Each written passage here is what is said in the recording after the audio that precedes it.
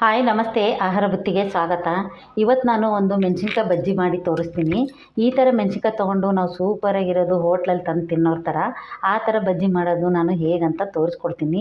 ಬರೀ ಕಡಲೆ ಹಿಟ್ಟು ಉಪ್ಪು ಹಾಕಿಬಿಟ್ಟು ಮೆಣಸಿನ್ಕಾಯಿ ಕಟ್ ಮಾಡಿ ಹಾಕಿದ್ರೆ ಅಲ್ಲ ಬಜ್ಜಿ ಟೇಸ್ಟ್ ಬರೋದು.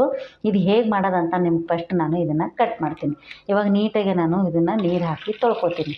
ತೊಳೆದ್ಬಿಟ್ಟು ನಿಮಗೆ ಕಟ್ ಮಾಡೋದು ನಾನು ನಿಮಗೆ ತೋರಿಸ್ತೇನೆ. ನೋಡಿ, ಈ ಥರ ಮೆಣಸಿನ್ಕಾಯಿ ಮುಂದೆ ಇದನ್ನು ತೆಗೆದುಬಿಡಬೇಕು. ತುದಿ ತೆಗೆದುಬಿಟ್ಟು ಈ ಥರ ದೊಡ್ಡದಾದರೂ ನೀವು ಮೆಣಸಿನ್ಕಾಯಿ ಮಾಡ್ಕೋಬೋದು. ಇದರಲ್ಲಿ ನೀವು 2 ಭಾಗ ಆದರೂ ನೀವು ಈ ಥರನೂ ಮಾಡ್ಕೋಬೋದು. ನೋಡಿ ಎಷ್ಟು ಚೆನ್ನಾಗಿದೆ ಅಂತ. ಈ ಥರ ನಾನು ಚಿಕ್ಕ ಚಿಕ್ಕದಾಗಿ ಪೀಸೆಲ್ಲ ನಾನು ಮಾಡ್ಕೊಂಬರ್ತೀನಿ, ಬನ್ನಿ. ನೋಡಿ, ಇವಾಗ ನಾನು ಕಟ್ ಮಾಡ್ಕೊಂಡಿದ್ದೀನಿ. ಕಟ್ ಮಾಡ್ಕೊಂಡ ನಂತರ ನಾನು 1 ಸ್ಪೂನ್ ಆಗೋಷ್ಟು ನಾನು ಚಿಲ್ಲಿ ಪೌಡ್ರ್ ಹಾಕ್ತಾಯಿದ್ದೀನಿ. ಚಿಲ್ಲಿ ಪೌಡ್ರ್ ಹಾಕಿದ ನಂತರ ನಾನು 1 ಸ್ಪೂನ್ ಆಗೋಷ್ಟು ನೀವು ಚಾಟ್ ಮಸಾಲ ತೊಗೋಬೇಕು. ಯಾಕಂದರೆ ಚಾಟ್ ಮಸಾಲ ಹಾಕಿದರೆ ಮಾತ್ರ ಸೂಪರಾಗಿರುತ್ತೆ ಇದು. 1 ಸ್ಪೂನಷ್ಟು ನಾನು ಚಾಟ್ ಮಸಾಲ ಹಾಕಿದ್ದೀನಿ. 1 ಸ್ಪೂನ್ ಆಗೋಷ್ಟು ನಾವು ಇದಕ್ಕೆ ಸ್ವಲ್ಪ ಉಪ್ಪು ಹಾಕ್ಕೊಳ್ಳೋಣ. ಉಪ್ಪು ಹಾಕ್ಕೊಂಡು ಮಿಕ್ಸ್ ಮಾಡಿಬಿಟ್ಟು ಒಂದು 10 ರಿಂದ 20 ನಿಮಿಷ ಇದನ್ನು ಈ ಥರ ಮಿಕ್ಸ್ ಮಾಡಿ ನೀವು ಇಡಬೇಕು. ಇಟ್ಟರೆ ಏನಾಗುತ್ತಂದರೆ ತುಂಬ ಟೇಸ್ಟ್ ಕೊಡುತ್ತೆ, ಸಖತ್ತಾಗಿರುತ್ತೆ ಇದು. ಇದೇ ಒಂಥರ ಬಜ್ಜಿ ಡಿಫ್ರೆಂಟಾಗಿರುತ್ತೆ. ಈ ಥರದೊಂದು ಬಜ್ಜಿ ಮಾಡಿ ನೋಡಿ ನೀವು, ಹೇಗೆ ಚೆನ್ನಾಗಿ ಬರುತ್ತೆ ಅಂತ ನಿಮಗೆ ಗೊತ್ತಾಗುತ್ತೆ. ಇವಾಗ ಒಂದು 10 ನಿಮಿಷ ಇದನ್ನು ನಾವು ರೆಡಿ ಮಾಡಿ ಸೈಡ್ಗಿಡೋಣ. ಸೈಡ್ಗಿಟ್ಟು ಇದಕ್ಕೆ ಹಿಟ್ಟು ಹೇಗೆ ಕಲಸೋದಂತ ನಾನು ನಿಮಗೆ ತೋರಿಸ್ತೀನಿ. ನೋಡಿ, ನಾನು ಅರ್ಧ ಬಟ್ಲಷ್ಟು ನಾನು ಕಡಲೆ ಹಿಟ್ಟು ತೊಗೊಂಡಿದ್ದೀನಿ. ಕಡಲೆ ಹಿಟ್ಟು ನಾನು ಸೋಸಿ ಇಟ್ಕೊಂಡಿದ್ದೆ, ಇವಾಗ ಹಾಕ್ತಾಯಿದ್ದೀನಿ. ಇವಾಗ 1 ಸ್ಪೂನ್ ಆಗೋಷ್ಟು ನಾನು ಅಕ್ಕಿ ಹಿಟ್ಟು ಹಾಕ್ಕೊತಾಯಿದ್ದೀನಿ. ಅಕ್ಕಿ ಹಿಟ್ಟು ಹಾಕಿದರೆ ತುಂಬ ಚೆನ್ನಾಗಿ ಕ್ರಿಸ್ಪಿಯಾಗಿ ಬರುತ್ತೆ ಅಂತ ಹಾಕ್ತಾಯಿದ್ದೀನಿ. ಇವಾಗ ಅದಕ್ಕೆ ನಾನು ಸ್ವಲ್ಪ ಜೀರಿಗೆ ಹಾಕ್ಕೊತೀನಿ, 1 ಸ್ಪೂನಷ್ಟು ಜೀರಿಗೆ. ಯಾಕಂದರೆ ಈ ಥರ ಕೈಲೇ ತಿಕ್ಕಿಬಿಟ್ಟು ಹಾಕಬೇಕು, ಸೂಪರಾಗಿರುತ್ತೆ, ತುಂಬ ಟೇಸ್ಟು ಚೆನ್ನಾಗಿ ಕೊಡುತ್ತೆ ಇದು.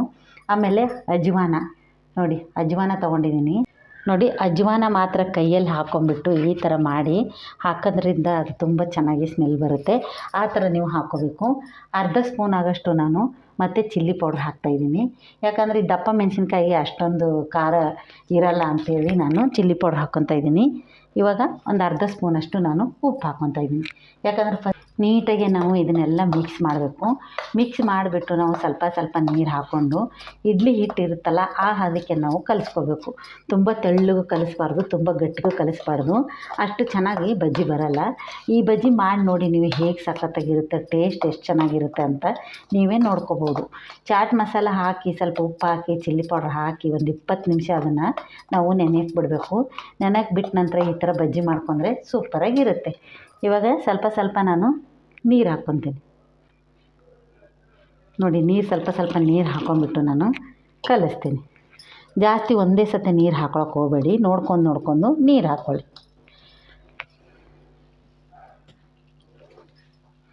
ಇಷ್ಟು ಚೆನ್ನಾಗಿ ನಾವು ಕಲಿಸ್ಕೋಬೇಕು. ಜಾಸ್ತಿ ನೀರು ಹಾಕಿದರೆ ತುಂಬ ತೆಳ್ಳಗಾಗುತ್ತೆ. ಅದಕ್ಕೆ ನಾವು ನೋಡಿ ನಮಗೆ ಎಷ್ಟು ನೀರು ಬೇಕಾಗುತ್ತೆ ಅಷ್ಟು ನೋಡಿ ನಾವು ಕಲಿಸ್ಕೋಬೇಕು.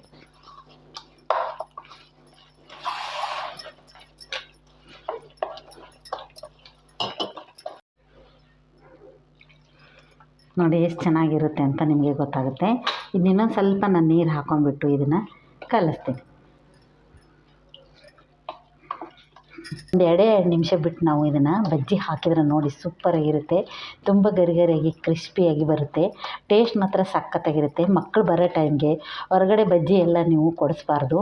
ಮನೆಯಲ್ಲೇ ಕಡಲೆ ಹಿಟ್ಟು ತಂದರೆ ಸಾಕು, ಬಜ್ಜಿ ಮಾಡಿ ಮಕ್ಕಳಿಗೆ ಕೊಡ್ಬೋದು. ನೋಡಿ, ಈ ಥರ ಹಿಟ್ಟು ಇರಬೇಕು. ನೋಡಿ, ಇದು 20 ನಿಮಿಷ ಆಗಿದೆ, ಚೆನ್ನಾಗಿ ನೆಂದಿದೆ. ಇದನ್ನು ಕಲಸಿಟ್ಟಿದ್ದಾಗಿದೆ. ಇವಾಗ ನಾವು ಎಣ್ಣೆನೂ ಕಾಯಕ್ಕಿಟ್ಟಿದ್ದೀನಿ. ಬಜ್ಜಿ ಹಾಕಿ ನಿಮಗೆ ತೋರಿಸ್ತೀನಿ, ಬನ್ನಿ. ನೋಡಿ, ಎಣ್ಣೆ ಕಾಯ್ದಿದೆ. ಈ ಥರ ನಾವು ಬಜ್ಜಿನ ಜಾಸ್ತಿ ಹಿಟ್ಟಲ್ಲಿ ಅಷ್ಟು ಎಜ್ಜಕ್ಕೆ ಹೋಗ್ಬಾರ್ದು.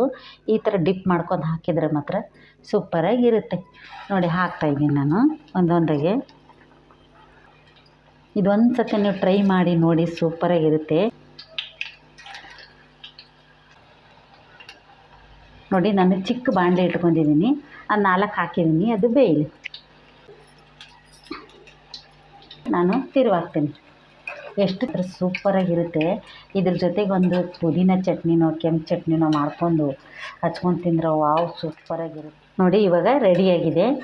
ನೀವು ಅಡುಗೆ ಸೋಡಾ ಹಾಕೊಂಡ್ರಂತರೂ ಇನ್ನೂ ತುಂಬ ಚೆನ್ನಾಗಿ ಬರ್ತಾವೆ ಇವು. 1 ಸ್ಪೂನ್ ಆಗೋಷ್ಟು ನೀವು ಅಡುಗೆ ಸೋಡಾ ಹಾಕ್ಕೊಳ್ಳಿ. ದೊಡ್ಡ ಸ್ಪೂನಿಲೆಲ್ಲ ಒಂದು ಅರ್ಧ ಚಿಟಿಕೆಯಷ್ಟು ನೀವು ಸೋಡಾ ಪೌಡರ್ ಹಾಕ್ಕೊಂಡು ಬಜ್ಜಿ ಮಾಡ್ಬೋದು. ಟ್ರಿಪ್ ಹಾಕಿ ನಿಮಗೆ ತೋರಿಸ್ತೀನಿ. ನೋಡಿ, ಇದು ಇನ್ನೊಂದು ಟ್ರಿಪ್ ಹಾಕ್ತಾಯಿದ್ದೀನಿ. ಇದೇ ಥರ ನಾನು ಎಲ್ಲನೂ ಮಾಡ್ಕೊಂಬಂದು ನಿಮಗೆ ತೋರಿಸ್ತೀನಿ ಬನ್ನಿ. ನೋಡಿ ಇವಾಗ ರೆಡಿ ಆಯಿತು ನಾನು ಬಜ್ಜಿ ಮಾಡಿದ್ದು. ಮೇಲೆ ಸ್ವಲ್ಪ ನೀವು ಈ ಥರ ಚಿಲ್ಲಿ ಪೌಡ್ರ್ ಉದುರಿಸ್ಕೊಂಡು ತಿಂದರೆ ಮಾತ್ರ ಸೂಪರಾಗಿರುತ್ತೆ. ಮಕ್ಕಳು ಮಾತ್ರ ತುಂಬ ಇಷ್ಟಪಟ್ಕೊಂಡು ತಿಂತಾರೆ. ಈ ಥರ ನೀವು ಮನೆಯಲ್ಲಿ ಮಾಡಿಕೊಡ್ಬೋದು. ಆ ಹೋಟೆಲ್ ಅಂಗಡಿಗಳಲ್ಲೆಲ್ಲ ನೀವು ಫುಟ್ಪಾತಲ್ಲೆಲ್ಲ ತರ್ತಿರಲ್ಲ ಅದೇ ಟೇಸ್ಟ್ ಕೊಡುತ್ತೆ ಇದು. ಅದಕ್ಕಂತೆ ನಾನು ಮನೇಲಿ ನಿಮಗೆ ಮಾಡಿ ತೋರಿಸಿದ್ದೀನಿ. ನೀವು ಈ ಥರ ಮಾಡ್ಕೊಂಡು ತಿಂದರೆ ನೋಡಿ ಸೂಪರಾಗಿರುತ್ತೆ, ಚೆನ್ನಾಗಿರುತ್ತೆ. ಇದು ಮಾಡೋದು ಹೇಗಂತ ನಾನು ನಿಮಗೆಲ್ಲ ತೋರಿಸಿದ್ದೀನಿ ಡೀಟೇಲಾಗಿ. ಅದೇ ಥರ ನೀವು ಮಾಡಿಕೊಂಡು ನೀವು ಮಕ್ಕಳಿಗೆ ಕೊಡ್ಬೋದು. ನೋಡಿ ಎಷ್ಟು ಚೆನ್ನಾಗಿ ಕ್ರಿಸ್ಪಿಯಾಗಿ ಬಂದಿದೆ ಅಂತ, ಸೂಪರಾಗಿದೆ ನೋಡಿ ಎಷ್ಟು ಚೆನ್ನಾಗಿದೆ ಅಂತ. ನೋಡಿ ಹೋಟೆಲಲ್ಲಿ ಮಾಡಿರೋ ಥರ ನಾನು ಬಜ್ಜಿ ಮಾಡಿ ತೋರಿಸಿದ್ದೀನಿ. ಈ ಬಜ್ಜಿ ನಿಮ್ಗೆ ಇಷ್ಟ ಆದಲ್ಲಿ ಲೈಕ್ ಮಾಡಿ, ಶೇರ್ ಮಾಡಿ, ಸಬ್ಸ್ಕ್ರೈಬ್ ಮಾಡಿ. ನಮಸ್ತೆ.